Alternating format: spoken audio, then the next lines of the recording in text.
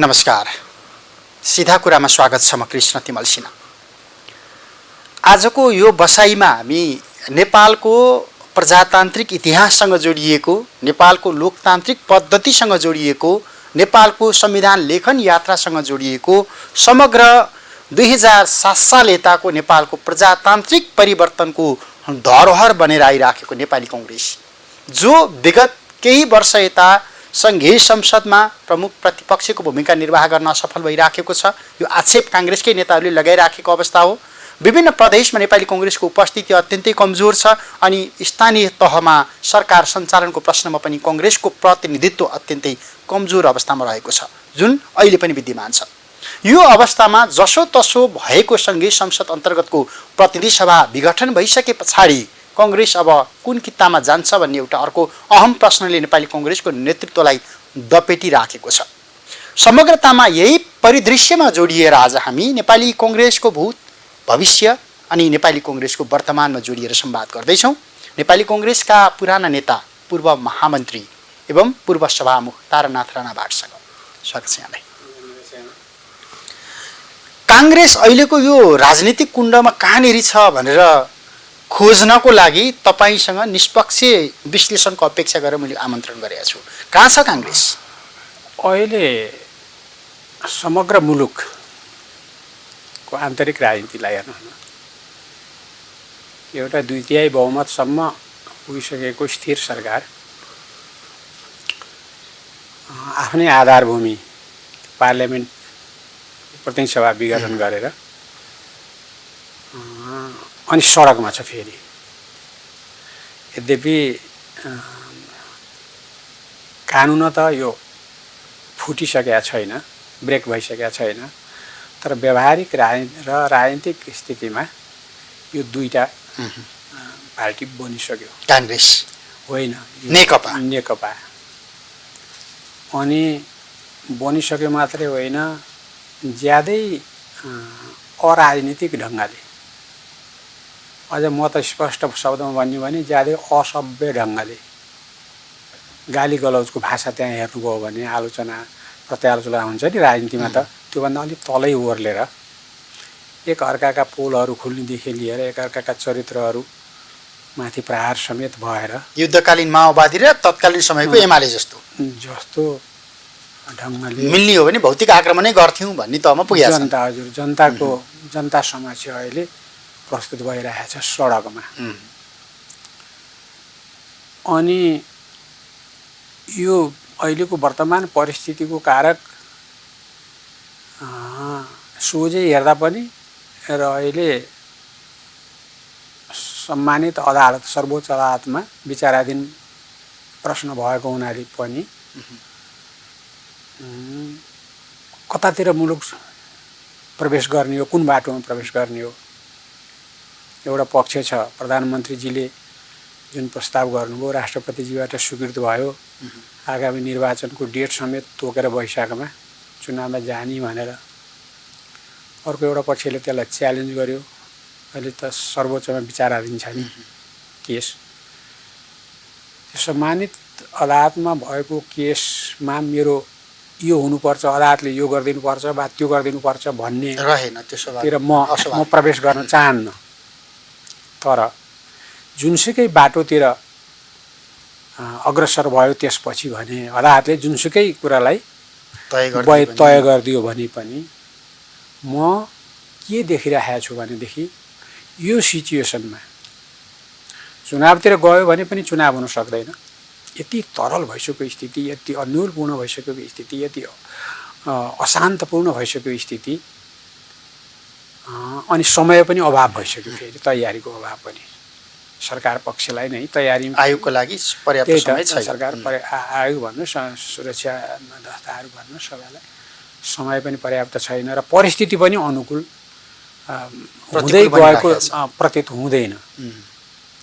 हुँदाखेरि वैशाखको चुनाव चाहिँ हुने सम्भावना म देख्दिनँ। तर त्यसलाई टार्नका निम्ति कति समय टार्न सकिन्छ, त्यसको अथोरिटी के हो र त्यसको अथोरिटी को हो र त्यसको आधार के हो भन्ने पनि फेरि अहिले स्पष्ट कसैको अगाडि चित्र छैन। मार्गचित्र के हुने हो त्यसपछि? चुनाव कदाचित चुनाव हुन सकेन र सक्दैन पनि मेरो विचारमा।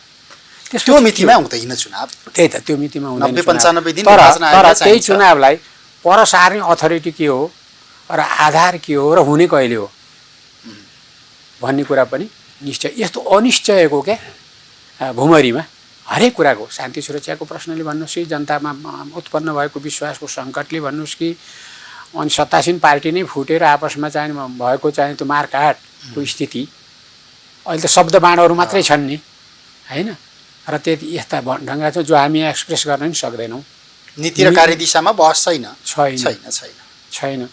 त्यो स्थितिमा एकातिर छ भने यस्तो परिस्थितिमा डेमोक्रेटिक मुलुकहरूमा, संसदीय व्यवस्था भएका मुलुकहरूमा जिम्मेवार प्रतिपक्षी तपाईँले भनिहाल्नु भने हामी हो, म जहाँ म छु नेपाली काङ्ग्रेस, त्यो किम कर्तव्य विमूढ भए जस्तो यहाँले भनिसक्नुभयो अघि 3 वर्षको भूमिका हेर्दा। त्यही त, किम कर्तव्य विमूढ भए जस्तो स्पष्ट लाइन निर्धारण गरेर जनता कहाँ अहिले उपस्थित भइसकेको हुनुपर्ने स्थितिमा तपाईँको चौथो अङ्गबाटै हामी के सुनिराखेका छौँ भने नेपाली काङ्ग्रेसको एउटा पक्ष सडकमा छ, त्यही त, त्यो पक्ष बालुवाटारको नजिकमा छ। बालुवाटारको नजिक भनेको प्रधानमन्त्रीज्यूको एउटा फ्र्याक्सनका नजिक छ त्यो नेकपाको, अनि अर्को एउटा फेरि पुष्पकमलहरूको सहयात्रामा जस्तै देखिन्छ। र त्यो त्यो त्यो चाहिने तपाईँको अहिले त्यो त नेतृत्वको समस्या हो नि, होइन र? तर त्यसलाई रोक्नु पर्छ नि। हामी त यो स्थितिलाई अझ तरल हुन नदिन, अझ अन्योलपूर्ण हुन नदिन, अझ विश्वासपूर्ण वातावरण, विश्वासको सङ्कट उत्पन्न हुन नदिन र झगडा बढ्दै गयो भने त विभिन्न इन्ट्रेस्टहरूले खेल्ने मौका पाउँछन् नि। हाम्रो भूगोल पनि त्यस्तै छ, बनोट त्यसको स्ट्राटेजिक महत्त्व पनि त त्यस्तै छ होइन। यहाँ अनेक खेलहरू छन्, ती खेलहरू यही मौकालाई ताकेर बसेको हुन नि सक्छ। के हुन्छ त? फेल स्टेट हुन्छ। त्यही त होइन, त्यो त मेरो त मैले त अहिलेदेखि हो र पहिलेदेखि भन्दै आएको छु। तर यति मात्रै फेल स्टेटको आधार होइन। यदि यी दुईटा पार्टीहरू फुटेका चाहिने जुन ग्रुपहरू यिनीहरू आपसमा मिलिदिए, राजनीतिमा त सम्भावनाका खेलहरू त हुन्छन् नि होइन, मिलिदिए जस्ता तस्तै सिचुएसन भयो, काङ्ग्रेस एलर्ट भयो, आफ्नो रेस्पोन्सिबिलिटी, जिम्मेवारपूर्ण एउटा रेस्पोन्सिबल अपोजिसन भन्छन् नि, त्यसको भूमिकामा केन्द्रित भइदियो र मुलुकको जतातिर जान लागिरहेको छ नि दिशा, त्यसलाई चाहिने सम्बोधन गर्नका निम्ति एउटा राष्ट्रिय एकता र विश्वासको आधार निर्माण भइदियो भने त म प्रार्थना गर्छु भगवान्ले त्यो गराइदियोस् पनि। अर्को कुरा होइन भने कोरोनाले उत्पन्न गरेको स्थिति हेर्नुहोस्, भूकम्पको दखलबाट अझै पनि भूकम्पबाट उत्निएकै छैनौँ हामी। भूकम्प किन भन्नुहुन्छ? त्यो 10 वर्ष चाहिँ माओवादीको क्रियाकलापबाट चाहिँ ऊ भएको स्थितिमा सुधार आएको छ र छैन? त्यो घाउ मेटिएको छैन, भूकम्प मेटिएको छैन, कोरोना यो ढङ्गले यहाँ भएको छ। कोरोनाका कारणले विदेशबाट फर्किएको हाम्रो त्यत्रो ठुलो जनसङ्ख्या छ नि, लखौँको जनसङ्ख्या, कामविहीन भएर बेरोजगार भएर फर्किएको जनसङ्ख्या र देशभित्रै उत्पन्न आर्थिक सङ्कटका कारण उद्योग धन्दा चलेका छैनन्, बन्द व्यापार चलेका छैन, जहाँ काम पाइन्छ नि त्यो विमुख भइसक्यो यहाँको एउटा जनशक्ति पनि, र त्यो पनि बेरोजगार छ अहिले। त्यो बेरोजगारीबाट पिल्सिएको यति ठुलो जनसङ्ख्या छ। अनि मूल्य वृद्धिलाई हेर्नुहोस्, जनताको आय स्तरले धान्न सक्छ हाम्रो देशको चाहिँ उसलाई हेर्नुभयो भनेपछि आर्थिक स्थितिले पनि मुलुक डामाडोल भइसक्यो, धान्न नसक्ने स्थिति आइसक्यो। अब भिक्षा मागेर तपाईँको चाहिँ अनुदान लिएर कति दिन यो मुलुक धान्न सकिन्छ भन्ने प्रश्न छ। फेरि त्यसको पनि प्रयोजन निश्चितता भइदियो यो प्रयोजनको लागि हामी मागिराखेका छौँ, जुन प्रयोजनका लागि बाटोमा जानको लागि हामी मागिराखेका छौँ त्यसको चाहिने सदुपयोग भइदियो भने एउटा आशाको किरण त्यहाँ रहन्छ। तर विगतमा जस्तै त्यो पनि भ्रष्टाचारको शिकार, त्यही सबैका आँखा त्यही अनि त्यस्तै अहिले भइरहेका जस्ता कमिसनका कुरा, कालाबजारीका कुरा, तस्करीका कुरा, मिलीभगतका कुरा भइदियो भने थोरै मान्छेको निजी स्वार्थ पूर्तिका निम्ति यो मुलुकको बिग्रदो स्थितिले आह्वान गर्दा प्राप्त स्रोत र साधनमाथि पनि गिद्धि दृष्टि यहीँका मान्छेको पर्दियो भने अनि मुलुकको चाहिने चुनाव पनि हुन नसक्ने, चुनावतिर गइदियो निर्णय सर्वोच्चको भने, संसदतिर आइदियो, संसद पुनर्स्थापना गर्न नपर्ने ठहरियो भने त संसद त चालु हुने हो नि। प्रधानमन्त्री त त्यसपछिका त बेकराल परिस्थितिहरू भयानक डरलाग्दो संसद पुनर्स्थापना भइदियो भनेदेखि त तपाईँको नेपाली कङ्ग्रेसकै तपाईँको दुईटा धार, एउटा प्रधानमन्त्री बनाउँला। सुन्नु न, नेपाली काङ्ग्रेस त सुधारौँला, यो देशको यदि भाग्य छ, यदि नेपाली काङ्ग्रेसले तपाईँको पुस्ता सुन्नु होइन, नेपाली काङ्ग्रेसले चाहिने एउटा क्लेम गर्ने कि 7 सालदेखि परिवर्तनका लागि र नेपाली जनताको समग्र हितका निम्ति चाहिँ नेपाली काङ्ग्रेस हो भन्ने जुन गर्व र जुन इतिहास हामीसित छ, त्यसप्रति हामी यदि इमान्दार छौँ भने हामी सम्हालिएमला, त्यहाँ रेस्पोन्सिबल अपोजिसनका रूपमा रहौँला।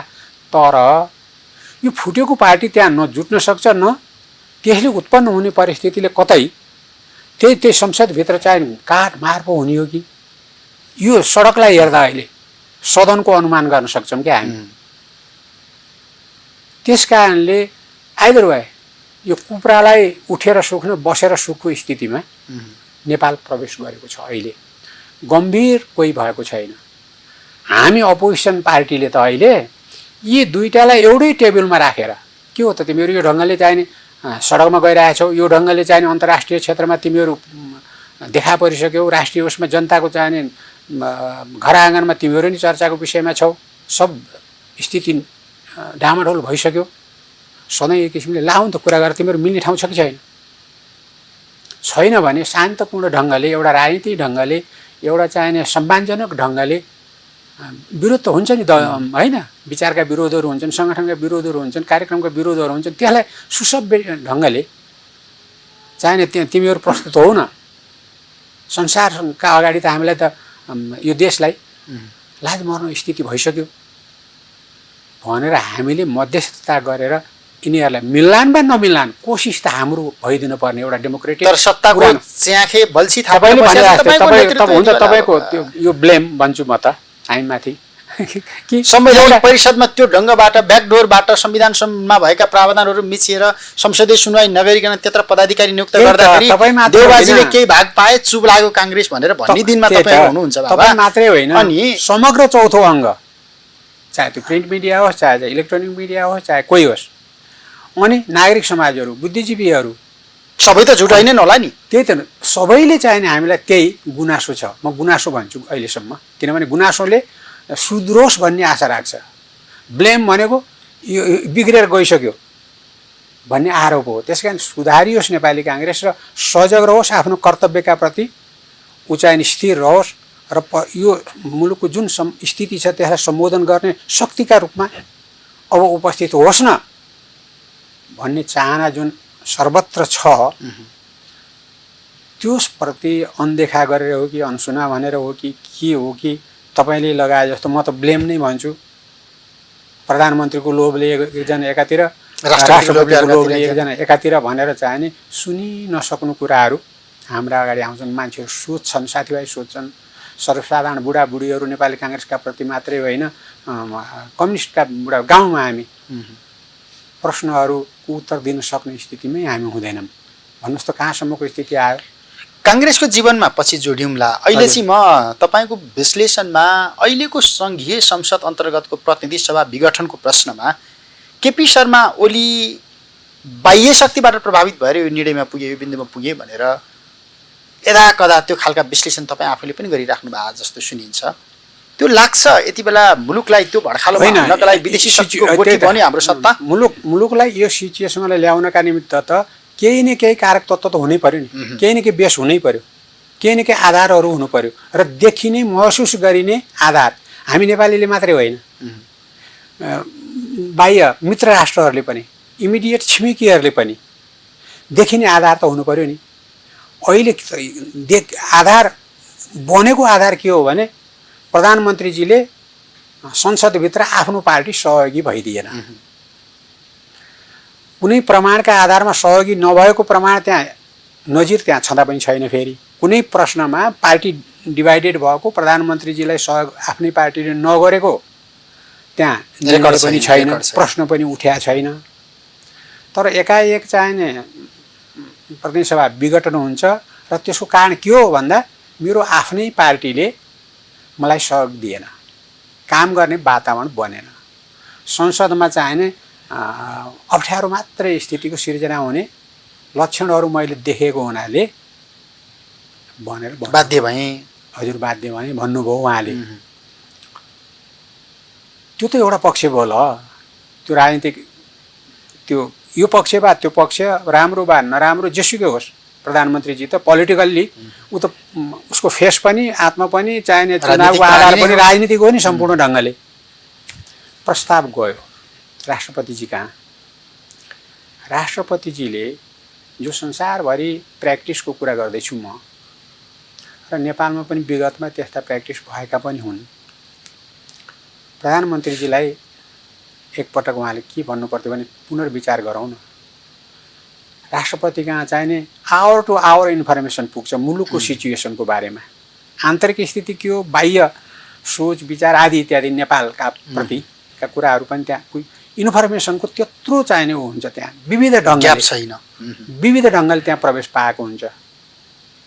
त्यहाँ एक्सपर्ट पनि हुन्छन्, कानुनका संविधानका ज्ञाताहरू, त्यहाँ अन्तर्राष्ट्रिय क्षेत्रको राजनीति बुझेका कूटनैतिक ज्ञान भएका सल्लाहकार हुन्छन्। अनि हामी अनुभवले त्यो भन्दैछु है, अहिले उहाँ छ कि छैन मलाई थाहा छैन, हुन्छ र त हुनै पर्छ। र उहाँले के भन्नुपर्थ्यो भने तपाईँ पनि सोच्नुहोस्, म पनि सोच्छु, यसमा परामर्श म पनि गर्छु, यसको संवैधानिक आधार छ कि छैन र मुलुकको सिचुएसनले माग गर्छ कि गर्दैन। सरसर्ती हेर्दाखेरि अहिले त्यतातिर जानु होला जस्तो छैन। तपाईँकै लागि 2 वर्ष बाँकी छ सेवा गर्न, जनताले दिएको म्यान्डेट अनुसार होइन, समयावधि। र त्यस्तो खासै विघटन गर्न पर्ने स्थिति दुनियाँले देख्ने गरेर, भित्र के हो त्यो अर्कै कुरा भयो, दुनियाँले देख्ने गरेर संसदमा पनि कुनै विग्रह उत्पन्न भइसकेको देखिँदैन। पार्टी फुटिया छैन, पार्टी संसद दलको नेता परिवर्तन फुट्ने प्रयत्न भएका कुराहरू पनि बाहिर आइसकेका छैन। त्यस कारणले एकपटक सोचौँ यसमा भनेर उहाँले यता पोलिटिकल्ली प्रधानमन्त्रीजीलाई भन्ने। अनि यो कानुनी आधारमा परामर्श त्यसको गर्ने लेजिटिमेसी हुन्छ कि हुँदैन त परामर्श कि कानुनका विज्ञहरूसित। ठिकै छ, कानुनका विद्वानहरू आफ्नै पक्षका मात्रै, आफूले विश्वास गरेका मात्रैलाई लिए पनि हुन्छ। भन्नुहोस् न त यस्तो स्थिति छ, कानुन सम्मत यो हुन्छ कि हुँदैन, यो यदि यस्तो यो कदम चाहिने चालियो भने त्यसलाई कन्स्टिट्युसनको आधार त्यहाँ छ कि छैन र त्यसलाई कन्स्टिट्युसनल्ली हामी जस्टिफाइड गर्न सक्छौँ कि सक्दैनौँ भनेर त्यो जसले पनि भए पनि गर्न पर्छ क्या। अभिभावकको भूमिका निर्वाह गरिदिनु पर्थ्यो शीतल निवासले। उहाँ चाहिने अब के भएर हो प्रधानमन्त्रीजीको त्यो उसलाई सिफारिसलाई अक्षरश स्वीकृत गरिदिनु भयो, रातारात समस्या त्यहाँबाट बल्झियो र मुलुक अहिले त्यही विषयलाई लिएर सत्तासीन पार्टी मात्रै होइन, तपाईँले भनिसक्नुभयो नेपाली काङ्ग्रेस पनि र अरू साना पार्टीहरू पनि, बुद्धिजीवीहरू पनि होइन, नागरिक समाजका अगुवाहरू वा नागरिक समाज पनि, यतिकै किसान मजदुरहरू गरेर खाने त विभाजित छन् तर सडकमा छन्, गरेर खाने जसलाई फुर्सदै छैन, दिनभरि नङ्ग्रा नखियाइकन र पसिना नबाइकन भरे खान पाइँदैन, त्यो शक्ति पनि यसबाट चाहिने प्रभावित भयो। यो सानो दुःखको कुरा हो, एउटा मुलुकका लागि सानो चिन्ताको कुरा हो। यिनै आधार। अनि अहिले नै भाषाका झगडाहरू पढिरहेका छौँ नि हामी होइन, जातका झगडा पनि, धर्मका झगडा अहिले देखिन थाले, सिमानाका कुराहरू अहिले आइरहेछ, हाम्रो मित्र राष्ट्रहरूसितका सिमानाका कुराहरू अहिले आइरहेछ। अर्थात् बाहिर भित्र यति धेरै समस्याहरूको धेरै इन्ट्रेस्ट ग्रुपहरू अहिले यहाँनिर खेलिरहेका आइसक्यो। यसलाई सम्बोधन गर्ने प्रयास त कुरै छोडिदिनु, सोच पनि यहाँका जिम्मेवार राजनीतिक पार्टीहरूमा देखिँदैन। सडकबाट त्यो देखिया छैन होइन, सदन त छँदै छैन। हुँदाखेरि यही स्थितिमा हाम्रो पार्टी पनि रेस्पोन्सिबल अपोजिसनमा जनताले तोकिदिएको ठाउँ त हाम्रो त्यही हो नि। त्यसले सोचेन समयमा, र यो फुट्न खोजेको वा मन फुटिसकेको, राजनीतिक ढङ्गले फुटिसकेको, विभाजित भइसकेको राजनीतिक पार्टीलाई सम्हाल्ने प्रयत्न भएन र उनीहरू आफै पनि सम्हालिएनन् भने अनि आर्थिक स्थिति यही ढङ्गले विकसित हुँदै गयो भने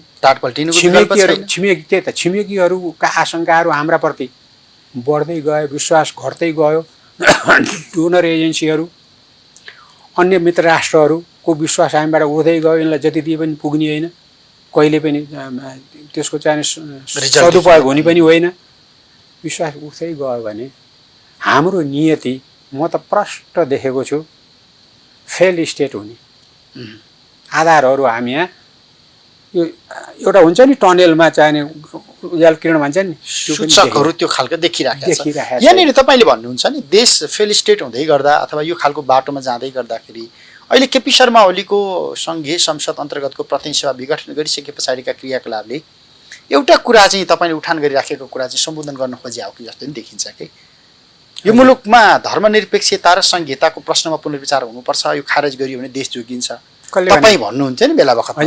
अनि अहिले कसले भन्यो त? प्रधानमन्त्रीका क्रियाकलापहरू अभिव्यक्तिहरू वा निकटका व्यक्तिहरूबाट आइराखेका ती अभिव्यक्ति त्यो दिशामा जान खोजेको हो। हामी जब सडकमा उत्रिएर दुईटा प्रतिस्पर्धी समूह नै भनौँ न, युद्धरत समूह नभनौँ, झगडिया समूह नभनौँ मैले होइन, दुईटा पार्टीको दुई समूह फुट्ने सगारमा कानुनी बाटो खोजिरहेको अवस्थामा सडकमा मान्छे देखाउनु पर्यो, सभाहरूमा मान्छे देखाउनु पर्यो भनेपछि अनि प्रोपोगन्डा गर्ने मान्छेलाई हो ए त्यहाँ त जाउँ न, हाम्रो कुरा पनि बोल्दै रहेछ आज भन्ने रे, एउटालाई एउटा लाग्न सक्छ, अर्को लाग्छ। मनोविज्ञान कस्तो छ? हिन्दू धर्मावलम्बी जसको चाहिने ओमकार परिवार समेत सम्पूर्ण गर्दाखेरि 95% नजिक माथि अनि तपाईँको चाहिँ यहाँ हिन्दू र मुस्लिमहरूको झगडा कहिले भयो? मित्रवत छन् नि, अहिले धर्म मात्रै भिन्दै हो होइन, मर्दाका मलामी र जिउँदाका जन्ती भएर बसेका छौँ हामी त्यो संस्कृतिमा। उनीहरूलाई समेत जोड्दा 98% भन्दा बढी जनसङ्ख्या एउटा कुरा चाहन्छ, अहिले जनमत सङ्ग्रह गर्यो भने त्यसले जित्छ। त्यो भुटभुटिएको मन बोकेर बसेको त्यो जनशक्ति प्रधानमन्त्रीजीले त हिन्दू धर्मको बारेमा बोल्ने अरे भनेपछि त ओहो जाउँ न त, करेक्सन हुन्छ कि हेर्नुहोस् है। अनि त्यसपछि फेरि अर्को एउटा छिटपुट सडकमा अहिले देखिया छ नि, सबै फेल भए यिनीहरू, अब फेरि मेरै पालो, अब एउटा स्थायी शक्ति मुलुकमा ल्याउनुपर्छ, त्यो त राजतन्त्र मात्रै हो भनेर एउटा जिज्ञासा लिएर बा सङ्गठन गरेर उठे जस्तो त देखिँदैन। कुनै राजनीतिक असङ्गठित रूपमा जम्मा भइराखेको देखिन्छ, स्वतस्फूर्त मान्छेहरू आइरहेका छन्, तर त्यो पनि छ, त्यसको बारेमा पनि सम्बोधन गर्ने अरे, उहाँको सम्बोधनमा त्यो प्रश्न पनि आउँछ अरे भनेर हल्ला गरिदियो भने त ती राजावादी पनि आउने भए, ती हिन्दूवादी पनि आउने भए, सडक त्यसै भरिने भयो नि। त्यो त एउटा टेक्निक हो राजनीतिमा, मानिसहरू जम्मा गर्ने टेक्निक है। अनि उतापट्टि पनि कहीँ हुन्छ नेपाल बन्द भनेर बोलाउँदा गाडी लिएर जाने, त्यसको सुप्रिम कमान्डर त्यो आन्दोलनको गाडीमा उभिएर चाहिने परिक्रमा, सहर परिक्रमालाई निरीक्षणका नाममा मान्छेले के सोच्छ? मान्छे बुझ्दैन, बोल्नै सक्दैन, जे भने पनि त्यो पत्याउने तहको मान्छे हो नेपाली भनेर जब आकलन हुन्छ नि, त्यो मुलुकले विकास गर्दैन। त्यो त भ्रम हो, अहिलेको सन्दर्भमा भ्रम नै हो। त्यसकारण यो जुन ढङ्ग सडकमा देखियो नि हामीले त्यसरी होइन।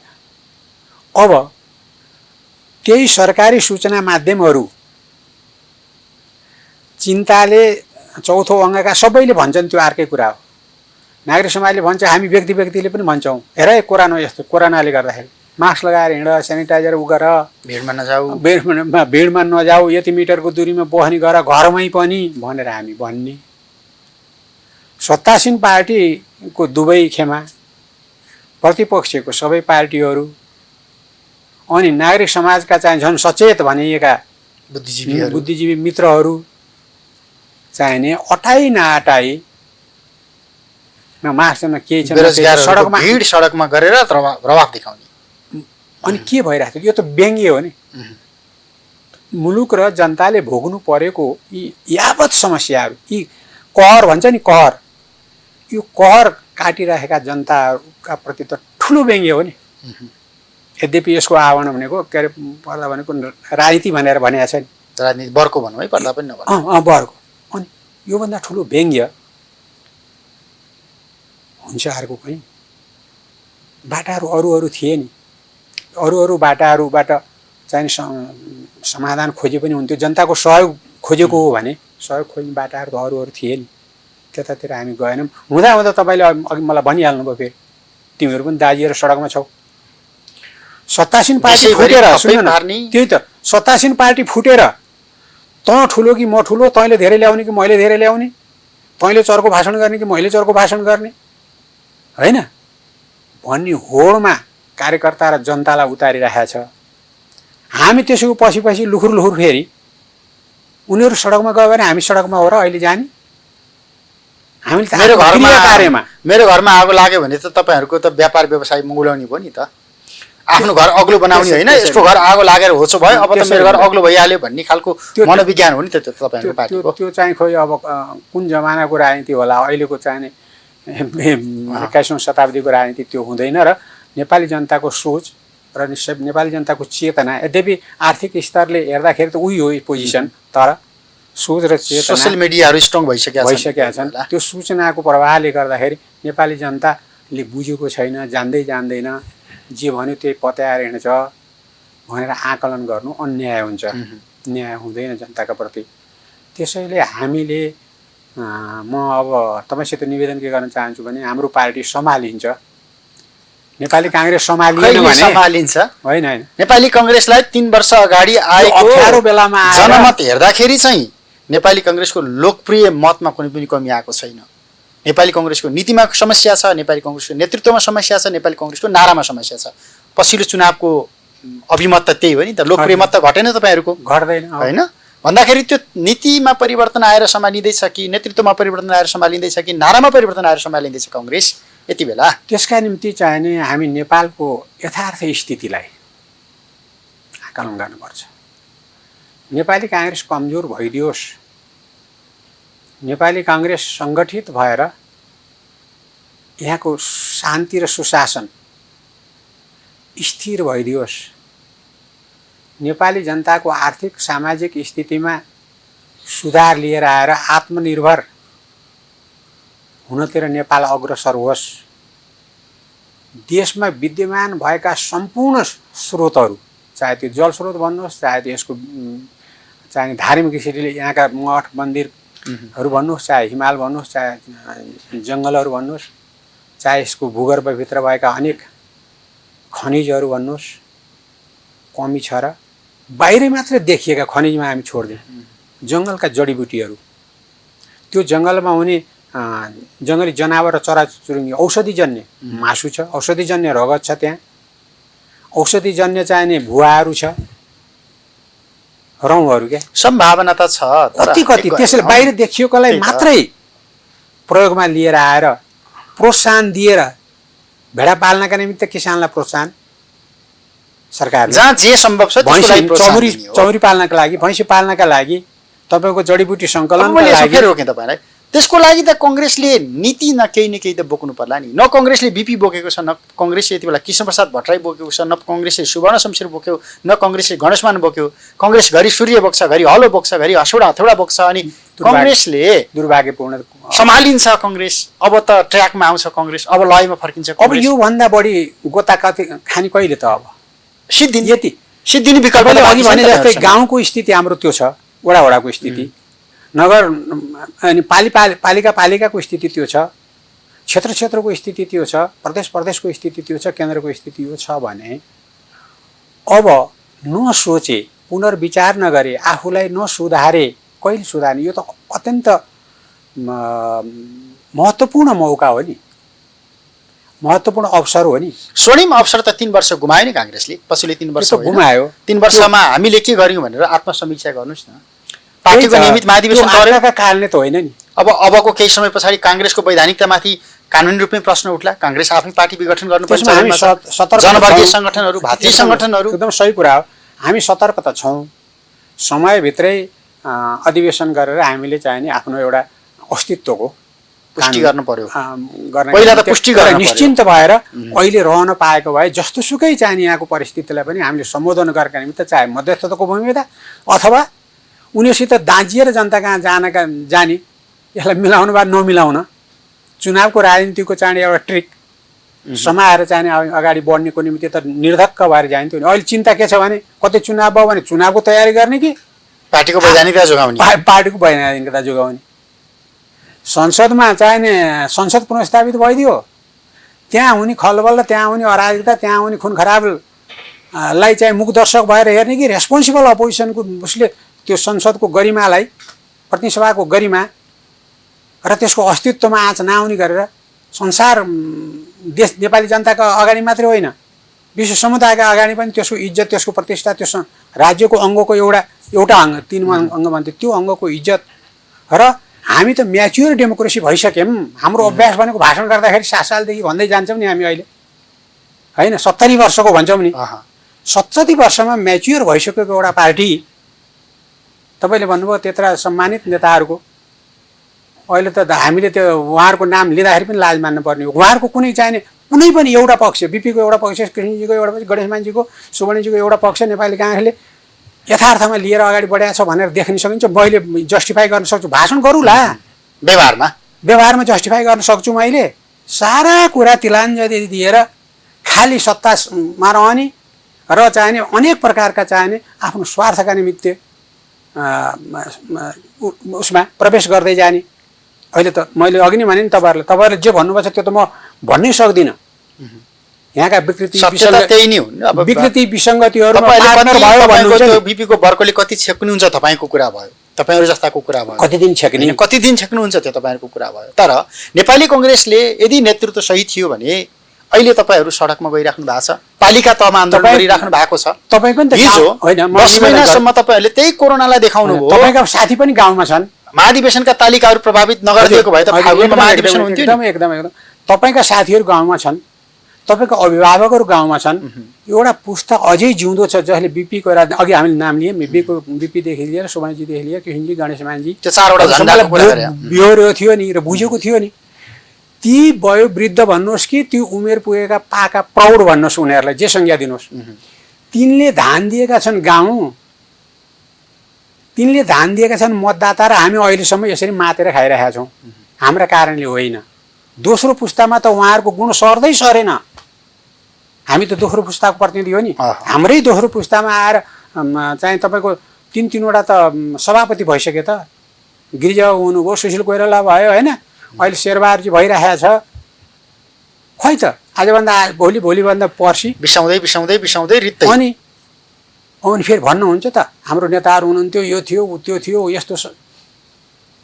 कति ठुला रिस्क लिएर प्रजातन्त्रको पुनर्स्थापना निमित्त लडाइँ लडेर हतियारसम्म उठाउने चाहिने कार्यक्रम बनाएर उठाएर गरेका नेताहरूले जब मुलुकको यो अस्तित्व नै सङ्कटमा आइसक्यो, जब राष्ट्रिय एकता नै भङ्ग भएर देशको अस्तित्वमाथि नै प्रश्न चिन्ह खडा भयो, त्यो बेलामा आफ्ना राजनीतिक आग्रहहरू जेसुकै हुन्, मुलुक बचाउनुपर्छ पहिला, अनि डेमोक्रेसीको प्रश्न हो।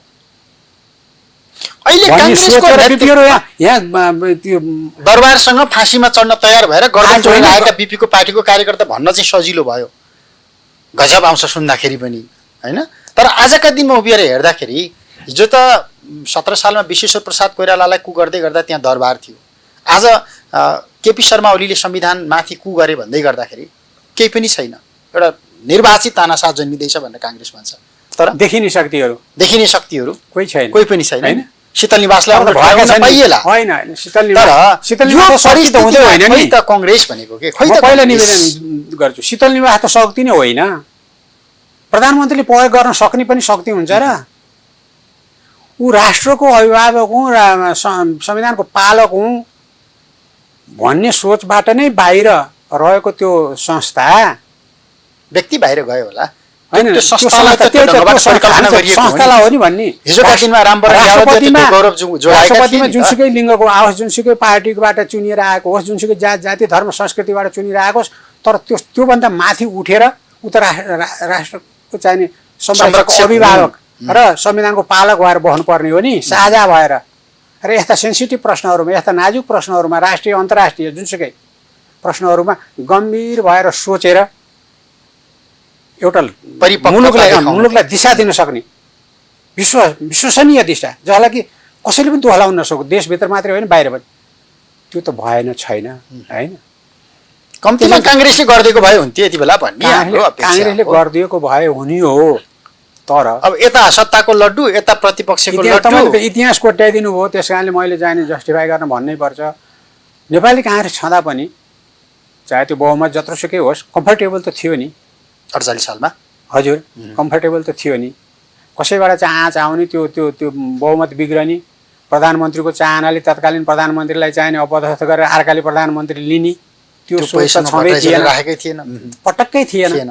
ग्रास रुटदेखि माथिसम्म, सर्वसाधारण जनतादेखि कार्यकर्ताहरूसम्म एकदम एकलव्य ढङ्गले अब विकास हुन्छ, अब निर्माण हुन्छ, अब जनताका अवस्थामा सुधार आउने दिन प्रारम्भ भयो, आफ्नै शासन सुरु भयो, आफ्नै नेताहरू प्रतिनिधि भएर गएका छन्, आफ्नै नेताहरू मन्त्री प्रधानमन्त्री भएका छन् भन्ने एउटा आश्वासन त जनताले पाएको थियो नि। 48 देखि 51 मा भएको पनि हो केही हदसम्म तुलना गर्ने हो भने। त्यो हो, हामी समाजवादी पार्टी आउँदाखेरि अहिले हामीलाई ब्लेम के छ भने आउने बित्तिकै पञ्चायतले खडा गरेका संरचनाहरू बेचेर खायो, धेरैमा आग्लो लाग्यो। तपाईँले भन्नुभयो नि अघि 4 लाख जुन विदेशमा थिए अहिले 70 लाख एउटा साधारण भन्नु भने जुत्ता कारखानाको कुरा लिउँ न, चलिराखेको छ इन्डियामा। त्यो जुत्ता कारखानाले नेपालको पुलिस फोर्सलाई चाहिने युनिफर्मको जुत्ता, आर्मीलाई चाहिने युनिफर्मको जुत्ता, विद्यालयहरूलाई चाहिने युनिफर्मको जुत्ता मात्रै, अर्थात् जहाँ जुन जुन ठाउँमा युनिफर्मका लागि चाहिने हो त्यो त्यहाँको उत्पादन चाहिने प्रयोग गर्न पर्ने भन्ने एउटा समझदारी वा नियम वा कानुन जेसुकै बनाएर हुन्छ, त्यो गरेको भए त्यहाँ कतिजनाले काम पाउँथे, प्रत्यक्ष काम कतिले पाउँथे, व्यापार कति हुन्थ्यो। यता भैँसी पाल्ने, गाई पाल्ने छाला उत्पादन गर्नका निमित्त चाहिने कति किसानका गोठमा कति गाई भैँसी हुन्थे। एउटा उदाहरण, कागज कारखाना, बिरगोटी, अरू पनि त्यसै नै, हेटौँडा कपडा उद्योग। त्यही त तपाईँहरूले हामी जवाफ दिन सक्ने स्थिति तपाईँहरूले मैले तपाईँलाई अघि भनेको थिइनँ, मैले लागेर बसेको छ। यी प्रश्नहरू कृपया समझदारी त भयो नि, यी प्रश्नहरू नउठाइदिनु होला भनेर हात जोडेका थिएँ, प्रसङ्गले उठिहाल्यो फेरि होइन। हामी त ठुलो गल्ती गरे हो नि आफ्नै घोषणाका विरुद्ध। त्यो पनि आजको घोषणा हो र, त्यति 48 सालको घोषणा हो र। समाजवादी बिपीको समाजवादी पार्टी गठन, एउटा उद्देश्यका निमित्त पार्टी गठन गर्दा पहिला त तानाशाही राणाशाही हुकुम शासन घटाउनु पर्यो भनेर प्रयत्न गर्ने सोच र त्यसको आधार निर्माण गर्दाखेरि देखेको आर्थिक आधार, विकासको आधार यो भन्ने समाजवादी समाज। त्यसमाथि हामीले चाहिँ कुठाराघात गरेनौँ र हामीले जवाफ दिने ठाउँ छ। तपाईँलाई मैले अहिले जवाफ दिन सक्छु। त्यस कारणले जे भए विगतमा कृपया गरेर म तपाईँहरूलाई अनुरोध के गर्न चाहन्छु भने अब कसरी काङ्ग्रेस अगाडि बढोस् भन्ने चाहनुहुन्छ। राजनीतिक विचार जेसुकै होस्, यहाँलाई नै म एकपटक उदाहरण लिन्छु। जेसुकै राजनीतिक विचार लिनुहोस्, कम्युनिस्ट हुनुहोस् कि राप्रपा हुनुहोस् कि मधेसवादी हुनुहोस् कि जातिवादी हुनुहोस् कि जेसुकै हुनुहोस्, भाषावादी हुनुहोस् कि काङ्ग्रेस हुनुहोस् कि, तर सबैको एउटा पोइन्ट भनेको त तपाईँ त नेपाली हो नि। त्यो नेपाली भएर नेपालका लागि सोच्नुहोस् त, सबै एकै ठाउँमै आउनुपर्छ। खालि कसरी गर्ने भन्ने कुरा पनि काङ्ग्रेसको एउटा बाटो, कम्युनिस्टको एउटा बाटो, राप्राको एउटा बाटो, अर्काको एउटा बाटो, अर्काको एउटा बाटो नै हो। राष्ट्रहितलाई केन्द्रमा राख्दा बखतको कुरा नै भयो त्यो त। हामीले हामीले कहाँ राजनीति गर्यौँ बाबा। नेपाली काङ्ग्रेस जस्तो पार्टीलाई त खेलौना बनाएर फुटाएर संसद भङ्ग गराएर 2/3 बहुमत आउँछ। तिमीले चाहिँ यो साधारण बहुमतको सरकार त चलाउनै सकेनौ। कृष्णप्रसाद र गणेश मानका मान्छेले 36 र 74 भने छुट्याइदियो, मान्छेले लडायो। तिमीलाई कामै गर्न दिएनन्, जाऊ त हामीले सर्वे गरेका छौँ 2/3 बहुमत आउँछ। ल हो, भित्रको पनि बाहिरको पनि शक्तिहरूले, भित्रको सामन्ती शक्ति, बाहिरका चाहिने पनि अब नेपाललाई कमजोर बनाएर खेल्ने सामन्ती शक्तिले लगेर डामेर छोडिदियो फेरि। अनि त्यसपछि चाहिने हामी त्यसरी नेपाली काङ्ग्रेस जस्तो पार्टीलाई त खेलौना बनाएर चाहिँ बाध्य पारेर टुक्र्याउन सक्छ, मुलुकको चाहिँ स्थिर राजनीतिमा खेलबाड गराउन सक्छ भने अरूहरूलाई नसक्ने कुरा भएन।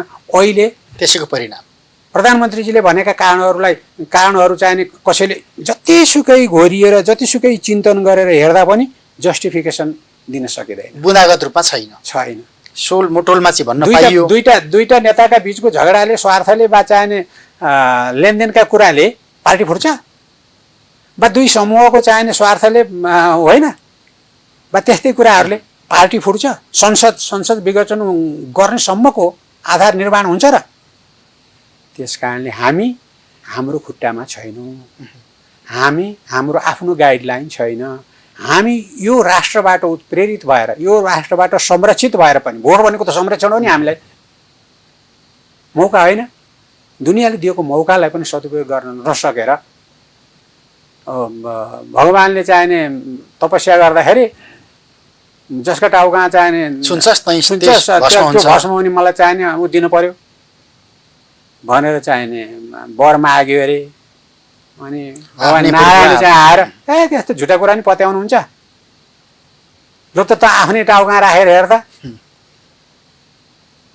भनेको थियो। त्यो मूर्खले चाहिने आफ्नै टाउका हात राखेको थियो, भस्म भयो। त्यही हो हामी। अर्काले टाउका हात राखेर भने अब लगभग अन्त्यमा छौँ। कङ्ग्रेस कता जानुपर्छ यति बेला? कङ्ग्रेसले मार्ग स्पष्ट पार्न पर्यो। अब म समयको गणना गरेर बस्नु न, म 3 सालमा फर्कम। संविधान, हाम्रो नेपाली काङ्ग्रेसको विधान र चाहिने कार्यक्रमहरू, उद्देश्य र नीतिहरू तर्जुमा गर्दाखेरिको समयमा म भन्दिनँ। त्यसपछिको डेभलप हुँदै गएको 7 सालसम्मको स्थितिलाई चाहिने सङ्क्रमणै मानौँ। त्यसपछि राजाले खेलिदिए धेरै वर्ष, 15 सालसम्म भनौँ न, यो गर्ने त्यो गर्ने, संविधान सभा गर्ने कि संसद गर्ने कि चुनाव भन्ने आदि इत्यादि, त्यो पनि छोडौँ। हामीले 15 महिनाको पाएको उपलब्धि पनि राम्रोसँग सदुपयोग गर्न पाएनौँ, अर्कैले खेलिदिए, त्यसलाई पनि छोडौँ। 17 पनि गयो। राजाको 30 वर्षको समय पनि चाहिने त्यो भर्सेलै चाहिँ छोडिदिउँ। 46 साल। तर 46 सालदेखि यता हामीले जुन ढङ्गले काम गर्नुपर्ने हो, नेपाली काङ्ग्रेसले चाहे चुनावमा अल्पमतमा रहेर होस् कि बहुमतमा रहेर, नर्म्सका आधारमा, मुलुकको संविधान र कानुनका आधारमा र संसारले अवलम्बन गरेको संसदीय परिपाटीका आधारमा यदि नेपाली काङ्ग्रेस चलिदिएको भए, शासन गर्दाखेरि होस् कि सङ्गठन गर्दाखेरिको होस्, अपोजिसनसँगको सम्बन्धका लागि होस् कि आम नागरिकसित, बुद्धिजीवी, नागरिक समाज, उद्योगपति, व्यापारी जम्मै लिनु न, धर्म, संस्कृति, जाति सम्पूर्णसँगको नेपाली काङ्ग्रेसको सम्बन्ध सबैका निम्ति सजिलो पर्ने किसिमले, अनुकूल हुने किसिमले तर्जुमा गरेर र फलो गरेर, जो बिपी कोइरालादेखि बनेर आएकै छ नि, अनि त्यो राष्ट्रिय एकता र मेलमिलापको आधार निर्माण गरेर नछोडिकन अगाडि बढेको भए आज यो स्थिति आउँथेन। र हामी नै जनताबाट पुरस्कृत भएर, जनताबाट चाहिने आशीर्वाद लिएर यो मुलुकलाई हाँक्ने शक्तिका रूपमा रहन्थ्यौँ। अझै पनि आश मरेको छैन। जनता कता छन्, जनतासँगको सम्पर्क टुटेको छ, त्यो त छ। तर हामी अहिले अनौपचारिक रूपमा हुन्छ नि, चिया पसलमा बस्छौँ, बाटोमा हिँड्दाखेरि कुराकानीहरू हुन्छ, इष्टमित्र कहाँ जाँदा, विवाहमा जाँदा, वर्तमानमा जाँदा, यतिकै अहिले त राजनीतिक बढी बढ्यो, यो चेतनशील भएको भन्ने हो कि बिग्रेको भन्ने हो? मलाममा जाँदा राजनीतिक कुरा हुन्छ, के भएको यो राजनीतिक चेतना? हेर्नुहोस् त, मलामी भएर हामीहरू जान्छौँ मसानघाटमा, त्यहाँ पनि मुलुकको चिन्ता छ। उहाँ भाइ मरेको आँसु पुत्तै देशको चिन्ता गरिरहेको छ जनता हो। त्यसलाई सम्बोधन गर्ने कि नगर्ने नेपाली काङ्ग्रेस? यो नेतृत्व सक्षम छ त्यसका लागि? हुनुपर्छ। अहिलेको नेतृत्व कहाँ पनि बनाऊ गरेर आएको होइन, जुन बेलासम्म अवसर पाएको छ उसको त ड्युटी हो नि, त्यो गर्नै पर्छ होइन। छ बाँकी हस्तान्तरण, एउटा स्थिति आएर या हस्तान्तरण नगरिन्छ, अर्को चुनिँदा आफै चुनिए पनि हस्तान्तरण हुन्छ होइन, वा अर्को चुनियो भने पनि हस्तान्तरण हुन्छ। त्यस कारणले म एउटा निवेदन गरौँ, हामी कृषि प्रधान देश हो। तपाईँले फेरि अर्को प्रश्न उठाउनु भएको थियो नि, पुस्तक। कृषि प्रधान देश भएको हुनाले गोरु र बहरको उदाहरण दिन चाहन्छु म। कुनै पनि बहर जोत्न योग्य तब हुन्छ जब त्यो बुढो गोरुसँग नारेर त्यसलाई दाइन्छ। अथवा दार्शनिक कुरामा जाउँ, यो हिरा तपाईँ उसमा जोड्नुहोस् कि रबरमा जोड्नुहोस् कि अथवा अरू धातुमा जोड्नुहोस् कि जोडिँदैन। त्यसलाई जोडिनलाई सुन नै चाहिन्छ। सुनकै औँठीमा वा सुनकै गहनामा हिरा रहन्छ, हिरा जोडिन्छ। त्यसैले बुढो भनेको सुन हो, नयाँ पुस्ता भनेको हिरा हो। तर त्यो दुइटै नमिली फेरि नेपाली काङ्ग्रेसको समस्या यो। तपाईँले भने जस्तो नेपाली काङ्ग्रेसमा विचार बाली पकाउन सक्ने योग्यता गुमाइसकेका बहरहरू धेरै भए के? त्यसो होइन, नेपाली काङ्ग्रेसमा त्यो चेतना छ। जतिसुकै अहिले उत्तेजित भएर चाहिने हामी दिनभरि प्रस्तुत हौँ, भरे गएर एक्लै बा आफ्नो बाबु हेर्नुहोस् बुझिसकेको छ आफू बाबुमा कहाँ गथे दिनभरि के गर्यो त आज सोध्छ नि बा। त्यो बेला इमान्दार भएर जवाफ दिँदाखेरि आफ्नो भूमिका के हो, कर्तव्य के हो, नेपालका प्रतिको र पार्टीका प्रतिको, प्रजातन्त्र प्रतिको, समाजवाद प्रतिको, र त्यसमा यस्तो सेन्सिटिभ मुलुकमा रहेर एकातिर त्यत्रो ठुलो भारत, एकातिर त्यत्रो ठुलो चीन, तीन तरफ चाहिँ स्वतन्त्र आवागमनको खुला वातावरण होइन, संसारले स्ट्राटेजिक यसको महत्त्व, शक्ति केन्द्र नेपाल जस्तो सानो मुलुकमा शक्ति केन्द्र खेलेका छैनन् अहिले। अमेरिका यहीँ छ, युरोपियनहरू यहीँ छन्, धर्मका नाममा छन्, हरेक ढङ्गले चीनलाई सघाउन यहीँ के अरे तहलाउन यहीँ बसेका छन्, भारतलाई तहलाउन यहीँ बसेका छन्, हो कि होइन? त्यस्तो बेसमा नेपाली काङ्ग्रेसको चाहे पुरानो पुस्ता भन्नुहोस् चाहे नयाँ पुस्ता भन्नुहोस्, आपसमा सुन र हिराको सम्बन्ध, गोरु र बहरको सम्बन्धमा दाँजिएर काम गर्न सकेन भने आउँदा चुनौतीहरूलाई हामीले सामना गर्न सक्दैनौँ। आउँदो युगलाई, आउँदो परिस्थितिलाई नेतृत्व दिन सक्दैनौँ। हामी सोच्नै पर्छ, गम्भीरतापूर्वक सोच्नै पर्छ, सच्चिएर सोच्नुपर्छ, हालेर त्यागेर सोच्नुपर्छ। अहिले ल शेरबहादुर देउवाले भने जस्तै मुलुक चुनावमा गयो, नेपाली कङ्ग्रेसले अहिलेको भन्दा गर्भिलो जनमत लिएर आएर सरकार चलाउने तागत राख्छ कि राख्दैन? यदि रामचन्द्र पौडेलले भने जस्तै मुलुक संसद पुनर्स्थापनाको बाटोबाट अगाडि बढ्यो, नेपाली कङ्ग्रेसले सरकार चलाएर चुनावमा जान सक्ने तागत राख्छ कि राख्छ? सरकार चलाउने त दुईटै कुरामा देख्न हुँदैन।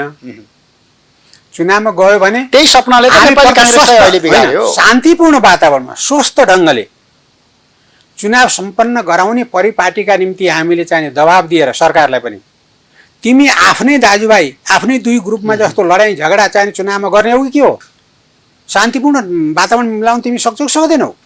त्यसको ग्यारेन्टी लिएर जनता कहाँ जाने र स्वस्थ प्रतिस्पर्धा शान्तिपूर्ण ढङ्गले चुनाव सम्पन्न गर्ने हो भने नेपाली काङ्ग्रेस जित्छ। सत्ताको दाउ थाप्नु भएन। अनि संसदमा पनि पुनर्स्थापित भइसक्यो। अब हिजो त्यो सडकमा जे गर्यौ, तिम्रा स्वार्थहरू जेसुकै हुन्, पोपारेर राख, जे लेखेका छौ, एकले अर्कालाई लगाउने ब्लेम, एकले अर्कालाई गर्ने बेइज्जती, एकले अर्कालाई चाहिँ गर्ने गाली, यी तमाम कुरा छोड। तिमीले यसको गरिमा, यो हाउसको गरिमा, जनमतको चाहिँ सम्मान र विश्व समुदायले यहाँ जुन दृष्टिले हेरिरहेको छ त्यसमा आफ्नो इज्जत, आफ्नो प्रतिष्ठा र डेमोक्रेसीको भविष्यलाई हेरेर नेपालीहरू सजग छन्, बुझेका छन्, गर्न सक्छन्, धानिन सक्छन् भन्ने सन्देश दिनका निम्ति दोहोरे राष्ट्रिय रूपमा अन्तर्राष्ट्रिय रूपमा दोहोरे सन्देश दिनका निमित्त निर्णायक भूमिका र मध्यस्थ भूमिका नेपाली काङ्ग्रेसले नै खेल्नुपर्छ। त्यो खेल्छ भन्ने विश्वास मलाई छ। तर सत्ता चाहिँ होइन, सत्तामा जानु हुँदैन। यस्तो सामान्य खेलका आधारमा निर्माण भएको सत्ता 4 महिनाका लागि सत्तामा जाने सानो पार्टी एउटा मिल्यो भने पनि 30 दिनमा विश्वास मत लिनुपर्छ। अर्कासित मिल्यो भने, अर्कासित मिलेन, कोही मिलेन भने त्यहाँ छ नि 76 को 1 2 3 4 हेर्दै जान्छ नि। अनि त्यो अन्तिममा जाने एउटा बहादुर निस्क्यो भने पनि प्रधान म विश्वास मत लिन सक्छु भन्यो भने पनि दिनुपर्छ त्यसलाई। अनि त्यसले विश्वास मत पाएन भने अनि बल्ल अहिले चुनावमा जाने हो। अहिलेको बाटो हो के नेपाली काङ्ग्रेस त्यस्तै मौका सक्यो। धेरै पार्टी मिलेर बन्ने, भएन भने एउटा सिङ्गल पार्टी बन्ने, भएन भने एउटा चाहिने अर्को बन्ने, भएन भने एउटा सिङ्गल मान्छेले पनि छाती ठोकेर म चलाउन सक्छु, मलाई देऊ भन्ने चाहिने, यस्तो चाहिने भन्नु भएन। संविधानमा त्यो भयो भन्दैमा त्यो किन राखेको भन्ने कुराको पनि विश्लेषण गरौँला नि भोलि। यही खेलका निम्ति राखेको त्यस्तो पनि हुन्छ कहीँ कि बहुमतको हुन्छ कि अल्पमतको हुन्छ। घटाउँदै घटाउँदै ठुलो पार्टी त्यहाँबाट भएन भने एउटा व्यक्ति हेर्नुहोस् हास्यास्पद। त्यो मैदानमा काङ्ग्रेस उभिनु भएन। हुन्छ, हुँदैन। समय र संवादलाई धन्यवाद। धेरै मौका दिनुभयो, धन्यवाद चाहिँ यहाँलाई। नेपाली कङ्ग्रेसका पुराना नेता, नेपाली कङ्ग्रेसका पूर्व महामन्त्री, पूर्व सभामुख तारानाथ राणाभाट समग्रतामा नेपाली कङ्ग्रेसको जीवनसँग जोडिएर आएका तमाम प्रश्नहरू, जसले एउटा परिपक्व कङ्ग्रेस निर्माणका लागि अहिलेको कङ्ग्रेस पुस्तालाई केही न केही मार्गचित्र प्रदान गर्यो भन्ने हाम्रो अपेक्षा हो। किनकि कङ्ग्रेस यति बेला बिग्रिराखेको छ, कङ्ग्रेस सिद्धिएको अवस्था छैन, कङ्ग्रेसले नीति छाडेको छ, कङ्ग्रेसले नीति त्यागिसकेको छैन र नेतृत्व परिवर्तनको प्रश्नमा कङ्ग्रेस घोत्लिराखेको छ। यो अवस्थामा, यो सङ्कटपूर्ण समयमा कङ्ग्रेसको भूमिका के हुन सक्छ, के हुनुपर्छ भन्ने विषयमा जोडिएका थियौँ। समय र संवादका लागि तारानाथ राणाभाटलाई फेरि पनि धन्यवाद दिन्छु। क्यापिटल टेलिभिजन हेर्दै गर्नुहोला। नमस्ते।